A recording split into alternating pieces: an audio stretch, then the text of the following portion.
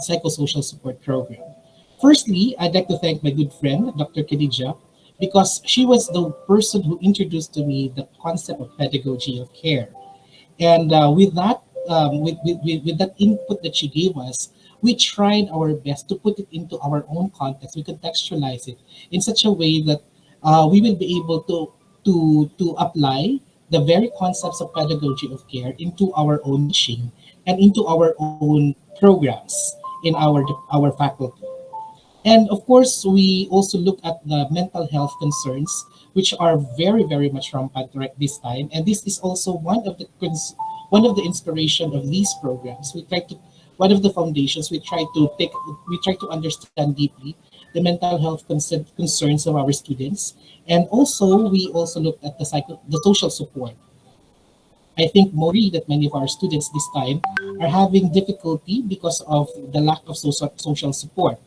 They are all caged in their respective houses, but I hope that in your locale, in your country, there's enough room for people to really get out already of their respective houses. But in here in our country, although there's a very slight possibility of us going out, but there are still some restrictions with the health protocols that we are implementing in our locality. Okay, so these are the inspirations of why we did all of these things. And let me share with you the special programs of the psychosocial support. And there are actually four psychosocial support that I would like to share with you. These are special programs. And the first one is Kumustahan sessions. Practically all of these psychosocial support are called Kumustahan sessions. But there is a special Kumustahan session that I am doing with my students. And allow me to share with you what does Kumustahan means. Kumusta, from the word Kumusta, it literally means how are you? Okay, it's a question. How are you? Kumusta. If you say Kumusta ka, how are you doing? Or just basically how are you? Kumusta. What is this Kumustahan session? This Kumustahan session is a way to check on students' conditions amidst the challenges of the new education landscape. No one is truly prepared for online learning, so this was the avenue for me to be able to check how they are doing with what is happening in the education or their learning process. Other than that, this is also an activity done monthly by me. And what I do is in the Faculty of Education, all the students by year level, I meet them monthly and I talk to them. Okay, I talk to them. And what do I talk about? We basically talk about other things as much as possible, no academic discussions. As much as possible. We keep away from academic discussions because they are bombarded with a lot of things already inside their online classes. But of course, they can raise certain concerns about their academics. Were some concerns that were raised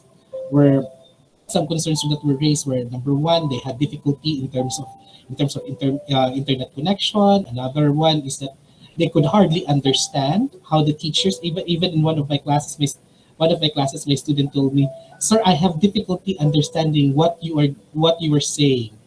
That is because of the poor internet connectivity that she has. And of course, in the Kumustahan sessions that we do, there is no time limit. Basically, if I set the time that this is the time for Kumustahan session for this particular level, we don't know what time it will end. If it starts at 6, we don't know if it will end at 12 midnight. Because basically, we give them the chance to speak, to talk, whatever it is that they would like to talk about. And later on, I will be talking about what are those things that I discovered based on the many Kumustahan sessions that I had. And of course, in these sessions, such rules are applied. What were some of the rules? Or some of the rules that we established in the Kumustahan session is number one, the voluntariness. No one is actually forced to share. Okay? No one is actually forced to share. They may or may not turn on their camera. As long as they are there, I'm okay with it. Well, the principle basically is because no one can truly share something that is so vital if they're forced to do. So it's voluntary. And then listening. Everyone must listen. That's the rule. No interruption. If there's someone is speaking, all you get to do is listen. But chats chats are very much welcome after the sharing. It's so heartwarming when one of the student when I ask the question to the student. By the way, there's only one question in this session, and the question is, "How are you? Kumusta ka?" That's the only question that I ask. And one student could take it for like 30 minutes to share, 40 minutes to share, and I just allowed them. Some students would leave the room. It's okay, but I allow them to share. And one student, there were many students at the first sessions I had. I asked the same question, "Kumusta ka? How are you?" And then the student just suddenly cried. She just cried all throughout for 5 minutes, and we were just listening to her. She did not say any word. She was just sobbing, and she was really crying out. And then later on, I asked, "What happened?" And then she said she was so afraid because while she was having the kumustahan session, she heard from her neighbor that the entire family was taken up for to be isolated because they got COVID infection. And then the night before that, their neighbor passed away because of COVID. The other neighbor passed away because of COVID. And then while we were having the session, there was an ambulance. There was an ambulance outside of their house. So she felt so terrified that when I asked her, "Kumusta ka? How are you?" she just cried all throughout, and we allowed her to do that.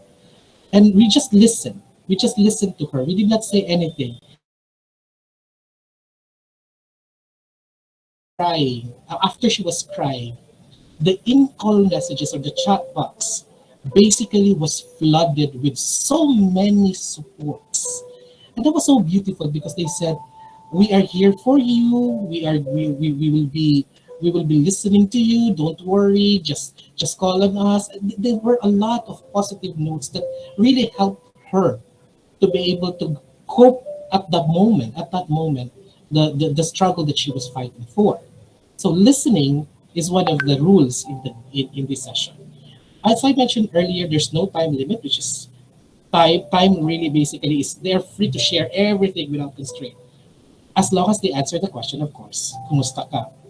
Okay? But there were times though that the topic was already, the answer was already very, very off the hook. We just allowed her, and then if it's really, really too much, we stop for a while. We ask her to stop for a while, and then we go back to the question again, right? So no time limit. And then this rule, safe space. We always inform the students. I always inform them. This is a space for you to express, to vent out everything without judgment. Some students vented out that they could not focus with their studies because while they were listening to their teachers having the class, their parents would want them to do household chores, and they expressed that. And we told them it's all right for you to vent out. It's all right for you to express all of these things. You are in a safe zone. And we try to orient as much as possible. I try to orient as much as possible everyone that whatever they hear from the discussion, from the session, they keep it to themselves. Okay, they keep it to themselves. That's the safe space ground that we establish with them. It's part of the session rules.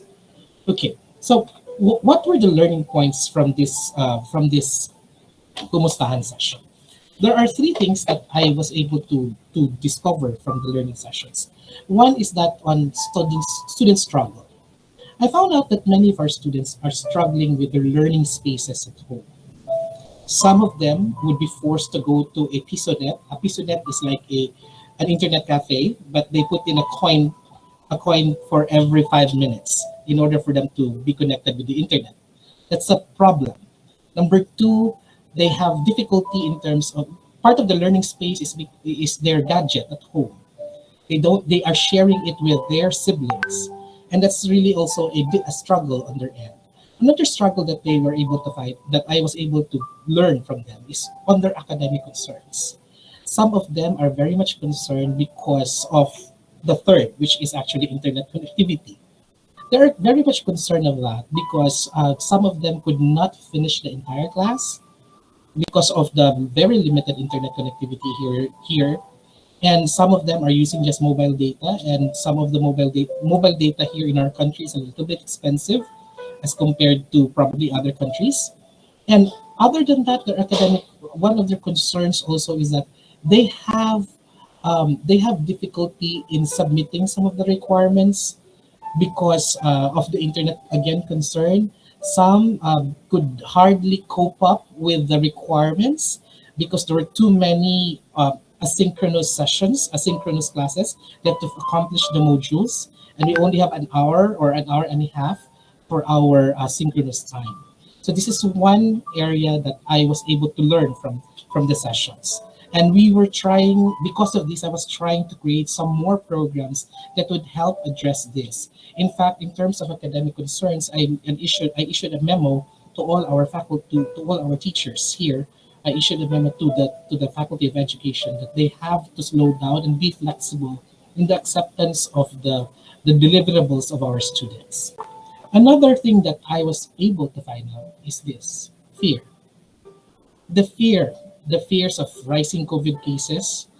Although for the past months, for the past few weeks, couple of weeks, our cases dwindled down. But it is unfortunate that just few minutes before we started, we found out that our cases are going up again, and this caused a lot of fears to our students, and they expressed them. They express it, and we could not do anything but to listen to them. Okay? Other than that, they also fear about financial status of their family. They found out that many of I found out that many of the students had struggled financially because many of their parents lost their jobs, and they were concerned about it. Some of them are actually depending on their scholarship, and in order for them to be able to survive, to continue studying, they have to also do part-time jobs. And speaking of part-time job, because of fear of failing also in the class, one of the students that I had last semester was actually attending to my synchronous classes at the same time doing the part-time job at McDonald's. Okay? She was working at McDonald's and she was listening to my class. So whenever I would ask her, she would stop at the corner and then she would turn on her camera and would answer me. So I really appreciated her, but I asked her after what was the reason, and she said it's fear. It's a fear of getting her scholarship. It's a fear for her to lose her scholarship if in case she would not continue. Okay. Other than that is the competencies. They are also afraid. Many of the students, especially the third year, then really expressed, "Am I ready to become a teacher?" Considering the limited competencies that I learned, will I think the term that he used was, "I'm going to be a half-baked teacher," because I've never been to the classes. I have never observed inside the classroom where the teacher can deliver the lesson well. And this is one of the fear. This is just one of the many fears that the students were able to that student shared to the entire class, and many agreed with him. Another learning point that I got from the Kumustahan session, although the first and the second might be a little negative, but this is beautiful. Hope. At the end of every sharing, you would always be able to see how positive the outlook of our students, how positive the outlook of our learners. Just imagine they would always end up saying laban lang. Laban lang in literal translation in English means keep on fighting. Keep on fighting. They would also say kaya natin to. We can make it together. They would always say that at the end of every sharing. And you see in them positivity despite the many fears, despite the struggles that they encounter. And it's very, very evident in all the sharings. When somebody cries, when somebody expresses something, at the end of it, they will say, laban lang, keep on fighting. You're not alone. They would always say that. That's so beautiful. And you would also be able to understand in their sharing that they are coping one day at a time. And whenever they are able to cope it, they're happy. Whenever they're not, they're sad. But you see in them that they're so human. We are all the students are so human in terms of how they deal with their day-to-day living. And and what is beautiful about it is that they are able to express what it is that they are feeling for that day.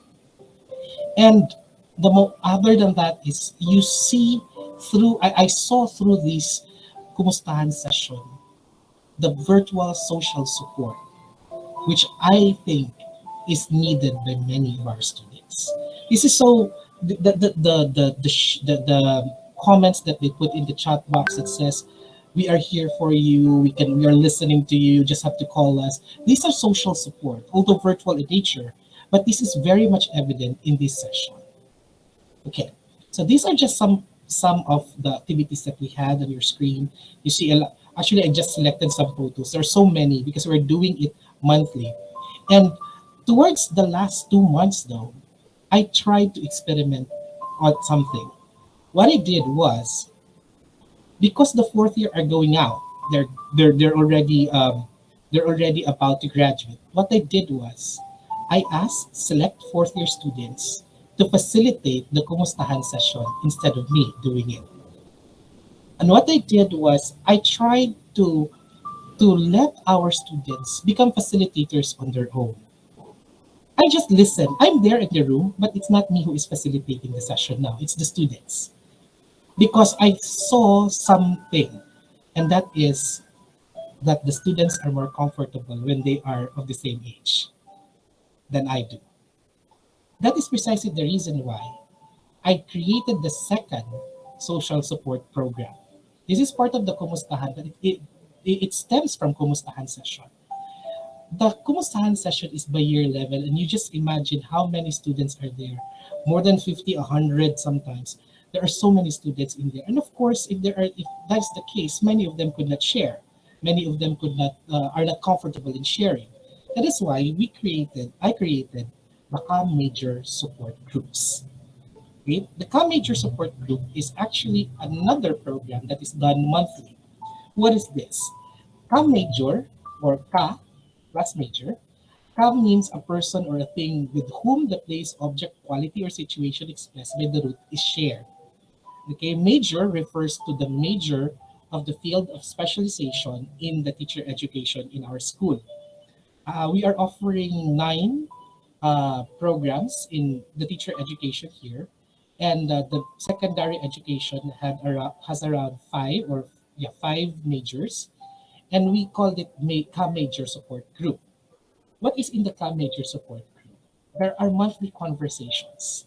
And these monthly conversations are actually a way to get to know their major or their major peers. And then expressions of concerns, both personal and academic, are very much welcome in this room. And the good thing about it is that because they belong to the same major, they can freely express their concerns in their academic. I was telling the facilitators to not as much as possible talk about academics, but it will always come out.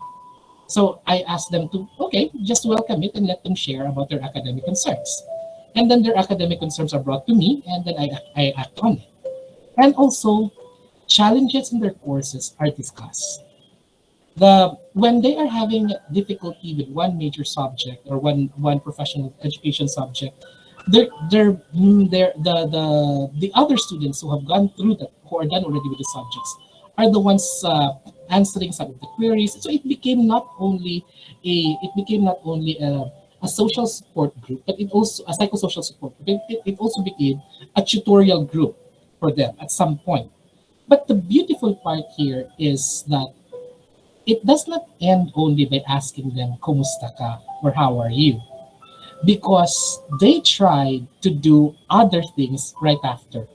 This is the beauty about this activity because I did not approve of it. They just did it on their own. And I was surprised because they had activities like games, group games, music fest, everything that talks about non-academic things. And I have joined in many of their group games, and I really enjoyed a lot. They were the ones who did it. They facilitated the entire thing. And on their own, they also did something crazy. They also switched facilitation from one person to the next. So I was able to discover who are those good in facilitating, who are those good in MC, who are those good in logic, who are those good in singing, who are those good in dancing, and I saw that in this major support group. And it's so easy to communicate with the students because their CAM major will be always be there. So if one is not in the room, they would be looking for those students. And they keep on following up a lot of it. In fact, they have eating and coffee sessions many times, which I was not able to participate. Virtual, these are all virtual, which I was not able to participate. I just saw some of the photos that they were having coffee sessions. They also had, if Dr. Khadija and I would like to have a coffee session, they also have eating session, Dr. Khadija. They eat together during lunch. They eat together during dinner. I was so surprised when I saw that because they were showing their plates and what were their viand and what they were eating. I saw that and I said, wow, this is telling me something else. That they are not just a major, they're not just major peers, but they're a family. They're a family on their own. And that's so beautiful. And that is why some learning points that I got from here is that they become more motivated to share because of a smaller number of people now in the group. And then they freely express their concerns both at home and school easily, so easy as compared to the Kumustahan sessions. Although I still continue the Kumustahan sessions, but I'm more interested in the major support because I can listen to all of them. By the way, I'd like to inform you, the answers to the question, kumusta ka, when they answer, I'm good, I'm fine, I'm okay, those three are not acceptable answers in the session. That's part of the rule. Those are not acceptable answers to the question. They have to share what it is that they would answer. So if they're good, why are you good? So would continue asking those questions. And I learned also that I discovered some of the skills and talents of the students, and some of them even mentioned it that they rediscovered themselves. And that's so beautiful in the major support group. But then again, there are still some students who are hesitant to share. And because of that, I created the what we by the way, these are just some of the things that we have done, just some few. I did not put any more some of our photos. There are some. They are creative on their own. The English majors would call themselves as the English era, okay, and English and era, and a lot more, okay. And that is going back to my assertion earlier, because some could not share. I limited the number to even to a smaller group, and we call that the Kuya Ate program. What is Kuya Ate? This is part also of the Kumustahan sessions. Kuya basically means elder brother, and Ate also means elder sister. So, what is this Kuya Ate program? Basically, it is a fostering program. The upperclassmen, the third year and the fourth year students, adopt a lower classmen, the first year and second year. So they are assigned to a particular person it's either according to their major or to anybody. It's the younger, the first year and the second year who chooses who will be their kuya and their ate. And then they meet every now and then because part of this fostering program is actually a mentoring program. So the upper class actually tutors their assigned younger siblings.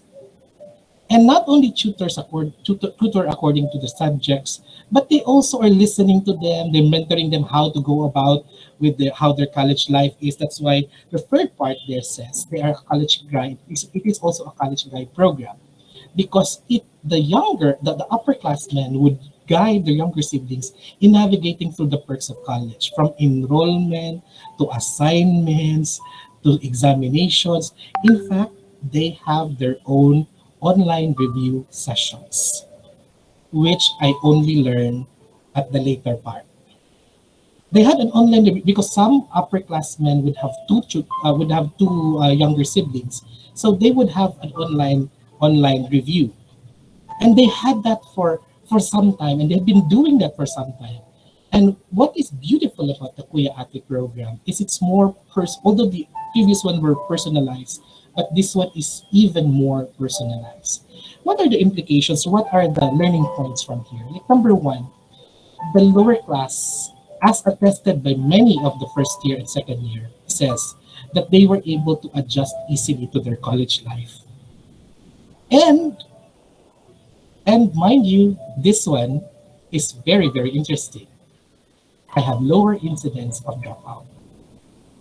Why? Because if the student could not make it to the, because every week the kuya or the ate would ask their younger sibling, do you have an assignment? What can I do to help you with the assignment? And so on. So it lowered down the incidence of dropout rate in our program. And the challenge, although there were still challenges in mentoring few students due to their intermittent and internet connection, but it did not stop them. Emailing and messenger, which is by the way free of data, it's still being done, but they're doing it. So these are just some points that I learned from the Kuya and Ate program. If the students have that, the teachers also have their own psychosocial support group, and we call them the Kaguro, Professional Learning Circle. Guro means teacher in our language. It means teacher in our language. So what is this Kaguro Professional Learning Circle? It is basically a support group for teachers. What we do, what we did in our faculty is that we share experiences of teachers, their successes, their challenges in the online classes. And in fact, the first time we did it, one of the teachers cried. She cried because of the many challenges that she encountered in online teaching because she was never prepared for it. She was of advanced age already, and she was not prepared for it, and she could hardly cope with technology. So she cried. And that's the beautiful part there is that she was not alone in crying. Many of us cried with her because we felt her. We felt her challenges. We felt how she was doing. And that is why we highlight in the succeeding sessions best practices in teaching, because through that we were able to learn from one another. We get to learn from how she did that, how she did this. So we have best sharing of best practices, and we're doing this monthly.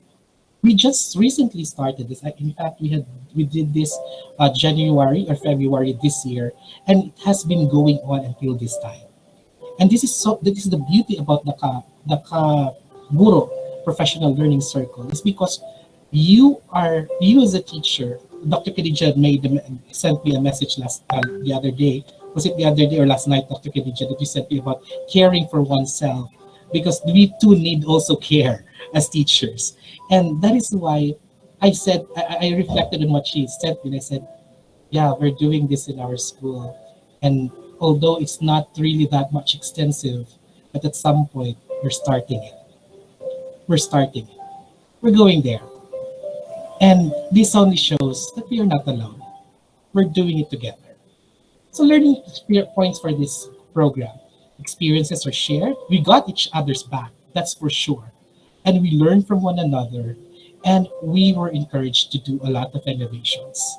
The teacher at the very first who was struggling, well, at some point she's not struggling anymore because she knew that some of us are there to help her all throughout. So these are the special programs that we did. So we have the Kumustahan sessions, and from it stems a major support group, and from it stems the Kuya Ate program, and of course this other special program, which is for the teachers, the Kaguro professional learning circles. But part of the Kaguro professional learning circle that we did was to share also how we exercise the pedagogy of care inside our classroom. How do we put in Kumustahan session principles into our very own teaching?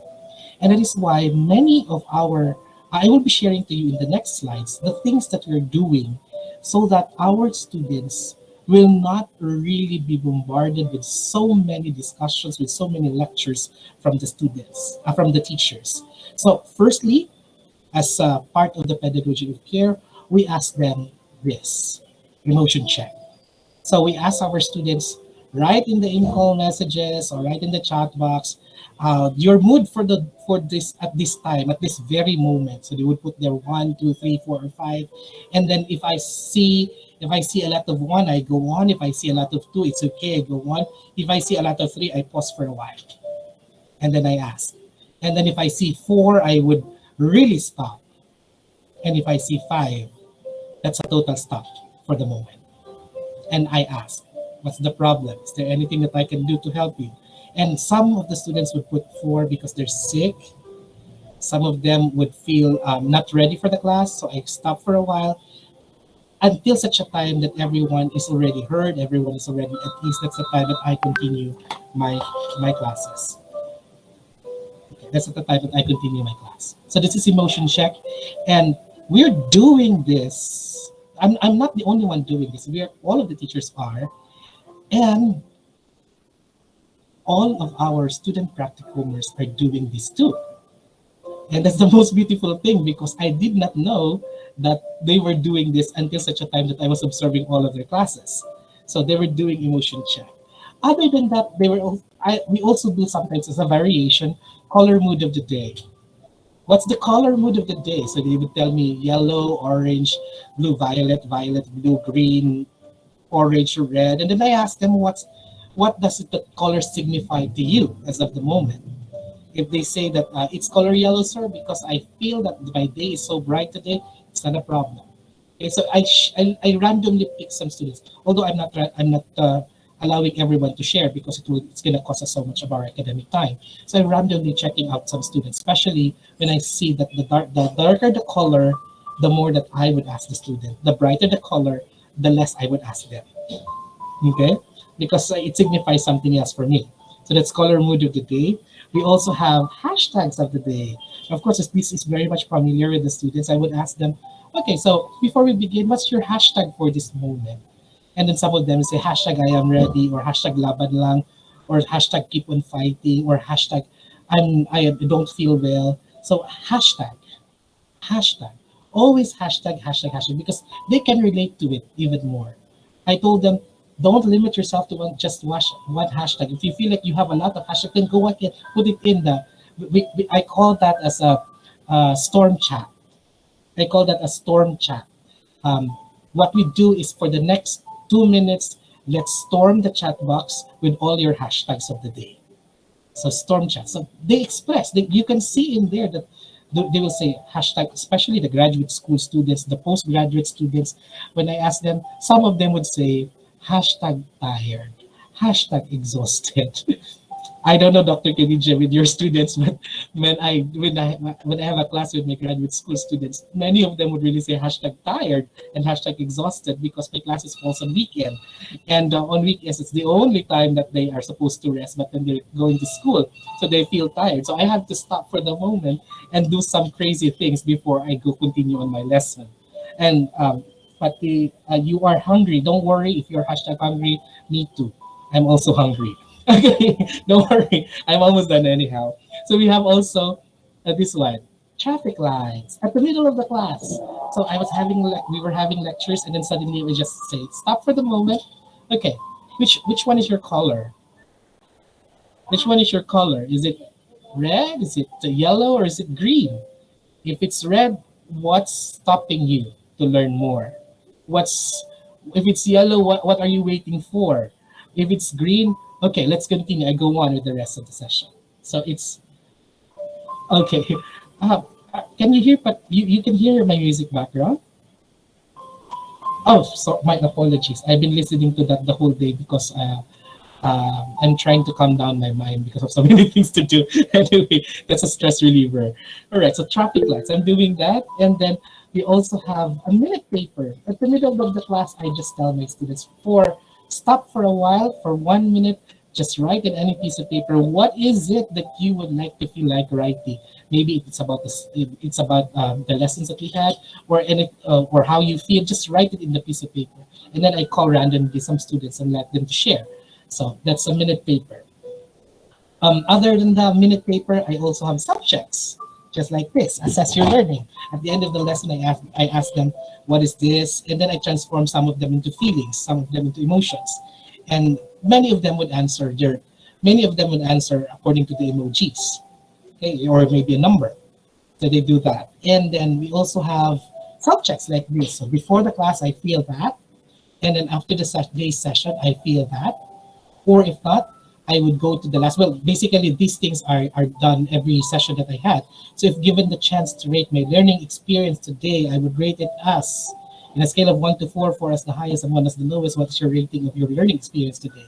So they would answer that in the chat box, or some of I would call randomly. So that's self-check.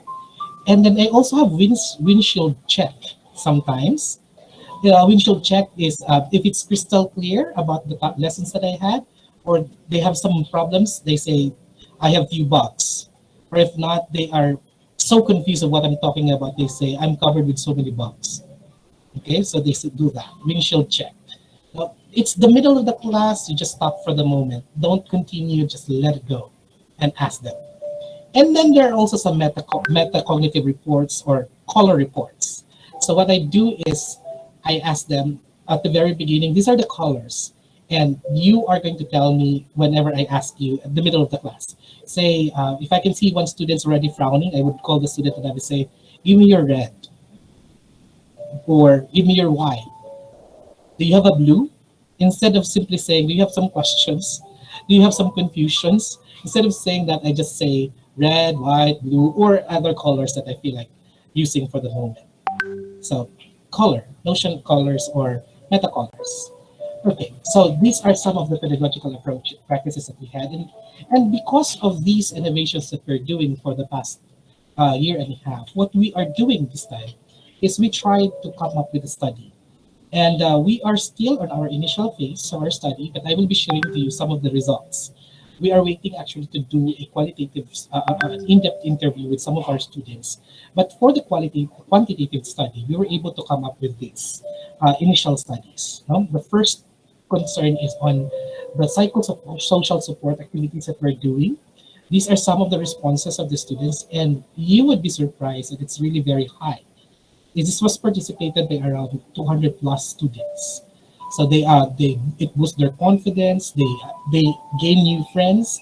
They were allowed to collaborate with other people. They have social time and interact with fellow education students. They feel connected.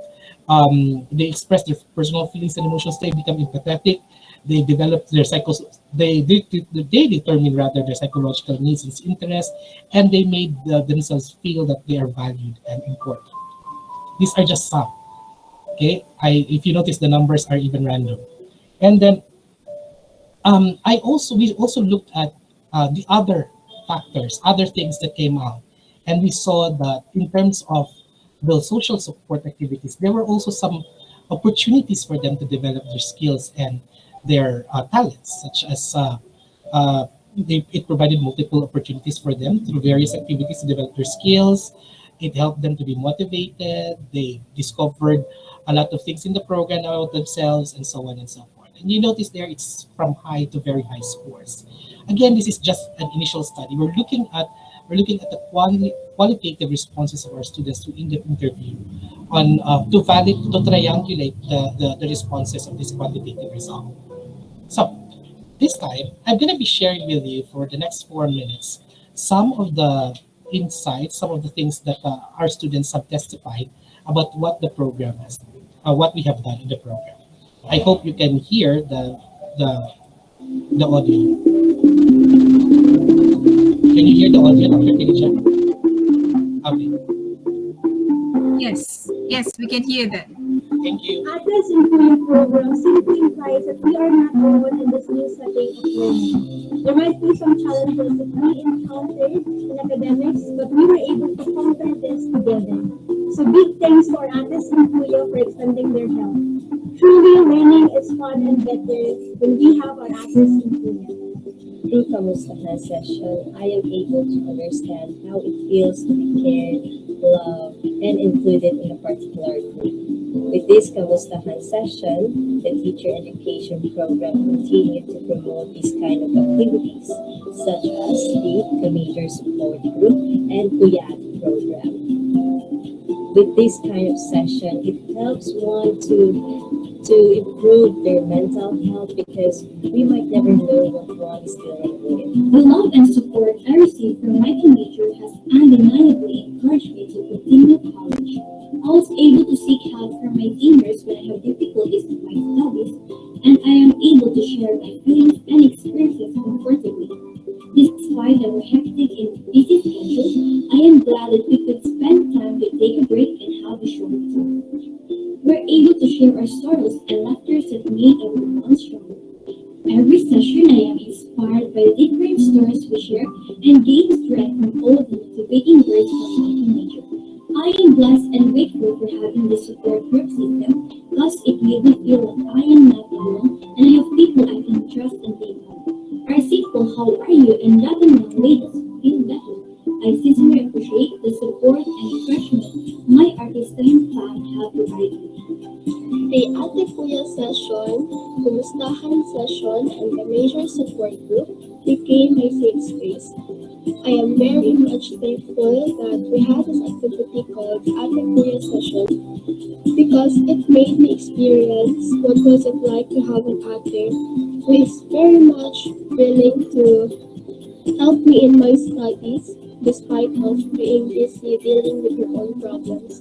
Still, she finds time to continuously check up on me and my son. I'm also thankful for my experiences during the Kamustahan session and the major support group because they provided me with a sense of belonging which enabled me to freely share my feelings, my emotions, and my experiences without any fear of judgment and discrimination. The Kumustan session helps me and my fellow ka-edu build a unification where being vulnerable makes us united. This Kumustan session 2 is the same as a major support group where I am able to meet my fellow majors who took the same course and passion with me. Through this, I'm able to feel like I'm not isolated despite of the current mode of learning that we have right now. But through another session makes me thoroughly and deeply be connected with them through the Ate and Kuya program. Through this Ate and Kuya program, I am able to possess the sense of responsibility in terms of sharing and encouraging my sisters and brothers to this kind of session. I didn't regret on enrolling in Lourdes College. I am thankful to our seniors, our apas and kuyas. They made us feel welcome and they are really approachable. My college journey in Lourdes College is a lot more easier because of them, because of my friends, and because with the help of my atas and kuyas. I want to thank them for lending a hand whenever they feel like I really needed it. And somehow I felt appreciated, I felt welcome, and I felt loved. Indeed, Ate and Kuya breaks boundary to create camaraderie.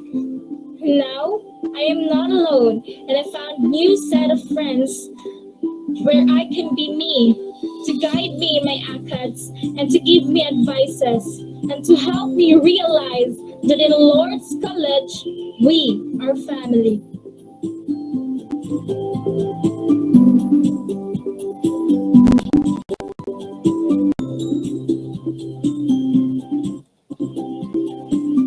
Okay, so those were some of the sharings of the students, and I would leave everyone with a. I think I was able to correct. I would leave you with as a supporting message to everyone. I always believe that what Maya Angelou said, that I've learned that people will forget what you said, people will forget what you did, but people will never forget how you made them feel. So I think that that ends my session this evening. And if you have some questions or clarifications, I'm very much open for to share more with your questions. Dr. Kidich? Thank you, my friend. Thank you. Very, I don't know, speechless actually with the practice and with the implication. I guess it's a positive implication on the students especially emotional development, right? Because since 2020, we are not no longer talking about giving content to students, but I think it's more on the care before content, right? So I open any questions or anything you would like to clarify or to ask from our dear Dr. Barcelona, my good friends from Laudes College, Philippines. Please, students, if you have any.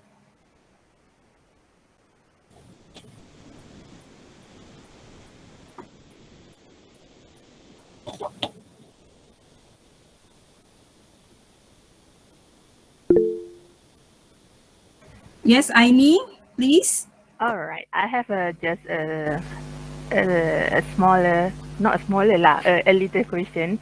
What are inspiring you to do this like this program, this several program like Kuya, teacher support system? What is inspiring you, Doctor? Um, at the very beginning, I said that some of the inspiration were actually about the mental health concerns, the concepts that were introduced to us by Dr. Khadija. But I think one most beautiful part that keeps me going is seeing people that they are okay, despite the many things, the many challenges that we are experiencing. Human as I am, I can feel that many of my students are struggling, and I have to do something about it. It's doing beyond, I understand, and I'm sure it's going to be very tasky, and I have accepted that faith because I know it is the right thing to do. It is the most important thing to do. Isn't it that our role as teacher is not only to teach our students to become more knowledgeable about the content, but rather we shape them to become people who will become persons of worth and value. Let's continue to mold them in the best way that they could. Because after all, if we fail to grasp the needs of this generation, then we risk the effectiveness of all our educational efforts. That's it. Yes, please, Fatiha. I actually have one question. You have mentioned before that there's some student who has this who like afraid to talk. How do you approach them? Like, do you give them like too like if you give them too many times, like they might be like develop their afraid more. So how do you encounter this kind of problems of this kind of Yeah, students? yeah. We encountered it at the very onset. Actually, we saw a lot of students who are very hesitant to share, and you see the moment. Well, how do you put that?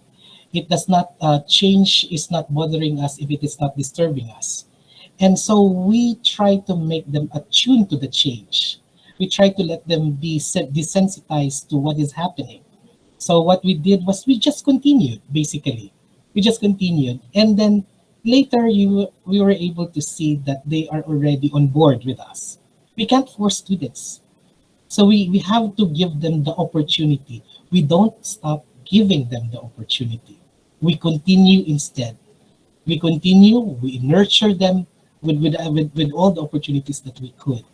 Because after all, we cannot force people we cannot force people to do what they don't want to do. It has to be freely shared. It has to be freely expressed by them. We only, as teachers, we are only there to provide opportunities. That's it. Thank you so much. You're very much welcome. Anyone else? I can see that one. My friend, I can see someone wrote on the chat box. It's from Nabila. I have one question, Dr. Barcelona. Do you think that helping these students will also help you in a psychological, which means, it's reciprocal assistant, we call it. It's two-way reciprocal assistant. So what do you think based on your insight and experiences? I think I would be crazy. I would end up in a mental hospital if I won't do anything for them. Because I feel more elated. I feel more how do you call that, satisfied. I feel more happy if I can see that what I would want to give got across to them. So in my end, when I see that they are okay with what we're doing, that they are attuned with it, then it nurtures me to do even more. Because to tell you with all honesty, and I've been sharing this to Dr. Khadija, I always have difficulty sleeping because whenever whatever I would want to do, I dream about it. So I had to do it. I had to do it. It's not only I had to do the things that that I'm supposed to do, because if I do that, then I am at peace. If I do that, I will be psychologically well. If I don't do that, I get crazy. If I don't do that, I would totally get insane and end up in a mental hospital. I think although it may be too absurd, or it may be too sacrificial or martyrdom, but I think it's better to do it that way because in my heart and in my soul, I know that I have touched other people's lives. And because of that, I know that at some point I gave them a chance to become a better version of themselves. And at some point, I know I am building something to make our world a beautiful place to live in. Right? Probably we have one or two before we end the session. But before that, I would like to share, and maybe I would like to ask your opinion, Dr. Barcelona. Go ahead, my Okay, friend. I've been with this care pedagogy since we have this pandemic teaching. That was last 2 years when we had our school closure, or we call it remote learning. We have March 2020. So I was very, what do you call it, excited to have this care before content philosophy, sort of. And I'm very excited helping students and all that. I realized recently, 2022, I'm actually emotionally fatigued. This is the situation that I have to be honest with you. This is because handling this online, it's too much to me, and I have to go to the office 3 times a week. So it's physically exhausted and emotionally fatigued. So I'm so frustrated actually, because the things that I actually excited about, care before content, it's no longer there. Because in my opinion, I have to care about myself first before I can share it with others. So what do you think? Do you actually experiencing the same thing like what I'm having right now? I realized it when I started this semester. I mean, because I've just been fatigued. I mean, tired emotionally, physically exhausted, and all that. So Well, I need advice and also, opinion from you. the thing is, in my on my end, although it was challenging at first, but I was able to get a tune with it. I got to dance with the music, and I got so happy about it. It's only that I get frustrated many times, not because I wasn't able to deliver the online the care before like content, but I got frustrated with my physical body. I'm not really physically healthy.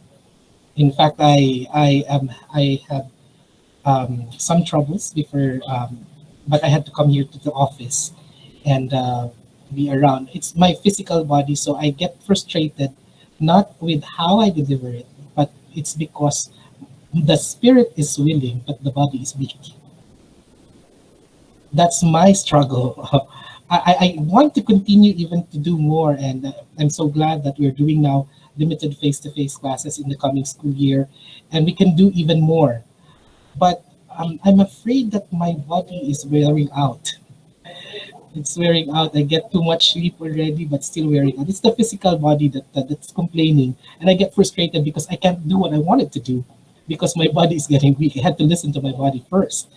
And I think when you said that we get too tired and we get to nurture ourselves first, I think that holds true to all of us. We need to nurture ourselves. I mean, if we are unhealthy, we cannot also share what we wanted to share, as the adage would say, cliche as it may be. But we cannot give what we do not have. Still holds true. So it's really frustrating on my end not to be able to do physically, but mentally I would still want to do it. I still want to go about it because there's still some things. There are still things that I wanted to do. I still wanted to prove because I still want to do more, doing more. There must be something more that drives me Exactly. to do this. Yeah. But I couldn't agree with you when you say that we have to nurture ourselves physically, we have to nurture our mental health. I couldn't agree with you on that because we really have to do that. But Exactly. that's why I always call it according when I share it to my students. I said a momentary pause, a momentary pause. If you feel like giving up, pause for a while, stand back, and when you feel good, keep on going, but never give up. Exactly. Exactly. It's really beautiful. I think we need to look into that as well. Because I realized recently so many things happen, and I mean, it's going to have face-to-face classes next semester and all that. So adjusting to that is one more thing, and then having right. So there's so many things, taking one thing at a time. So thank you for the sharing session and insight. Any more questions and insight from the students? No. No. So that's the end of our sharing session, Kumustahan session, delivered by my friend, my very good friend from Laudes College, Philippines, Dr. Barcelona. I wish everyone take the positive side, good things from the session. And as we have so many innovative pedagogy teaching when it comes to emotions, like what Dr. Barcelona shared just now.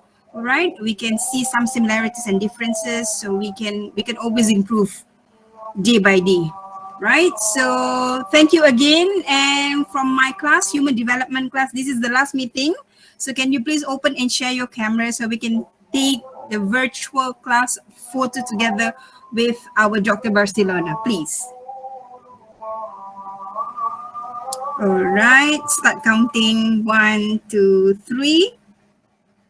One more. One, two, three. Peace and love. One, two, three. One more. Thank you, everyone. Stay safe. Assalamualaikum. Thank you, my dear friend, Dr. Barcelona. Bye. Thank you very much, Thank everyone.